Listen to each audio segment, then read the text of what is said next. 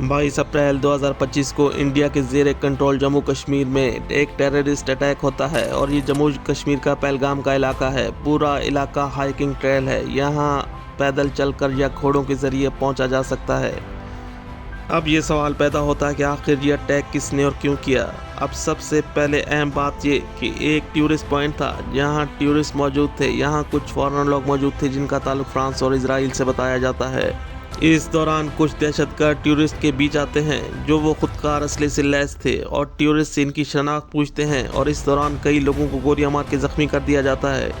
ये तो वो खबरें थी जो इंडियन मीडिया रिपोर्ट कर रहा था। यहाँ एक सवाल बनता है कि ये दहशतगर्द पहलगाम के में दाखिल कैसे हुए, क्योंकि पूरा इलाका इंडियन आर्मी ने सील किया हुआ था। इस सवाल की तरफ इंडियन मीडिया कभी नहीं आएगा। ये खबर इंडियन मीडिया को किसने दी?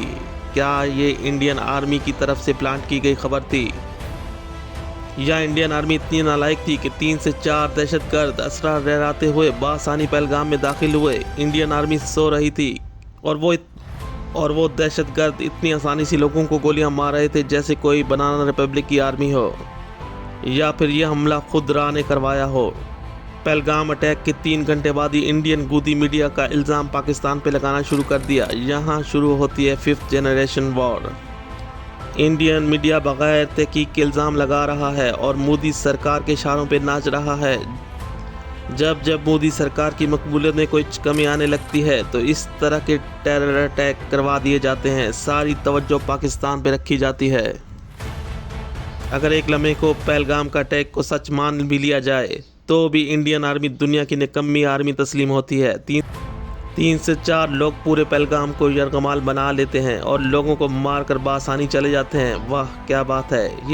ये बात हजम नहीं की जा सकती कि ना ही इसे आसानी से जहन तस्लीम करता है।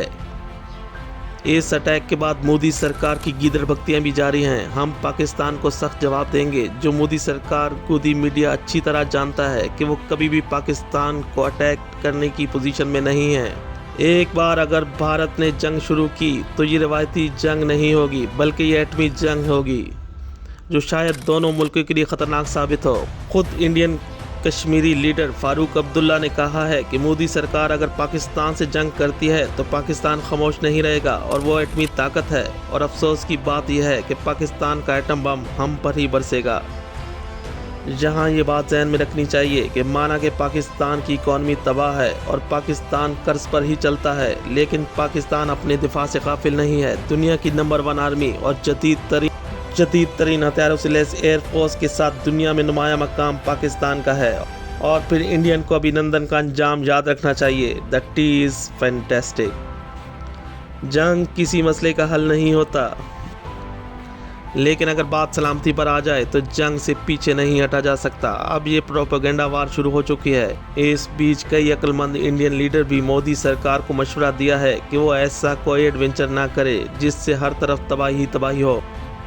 मोदी सरकार का ये पुराना तरीका वारदात है कि हर अटैक का इल्ज़ाम पाकिस्तान पर दे दिया जाता है और हर हमले में लश्कर तैयबा शामिल होती है। मोदी मीडिया और सरकार मिलकर जो प्रोपेगेंडा कर रहे हैं वो दुनिया तस्लीम नहीं करती। मोदी सरकार सिर्फ धमकियों और फांसी के माहिर हैं। जंग में इंडिया का बहुत नुकसान होगा, ये बात मोदी सरकार अच्छी तरह जानती है। पहलगाम जैसे अटैक बॉलीवुड की मूवीज में अच्छे लगते हैं। शायद इंडियन सरकार और इंडियन आर्मी बॉलीवुड का गहरा असर हो चुका है, जैसा कि पहलगाम अटैक में नज़र आता है। अटैक के 2 घंटे बाद ही टेररिस्ट के खाके तैयार कर लिए गए। इतनी जल्दी इन्वेस्टिगेशन करके इल्ज़ाम पाकिस्तान पे लगाया गया। अगर इससे कम कोशिश करके टेररिस्ट को पकड़ लेते तो क्या ही अच्छा होता।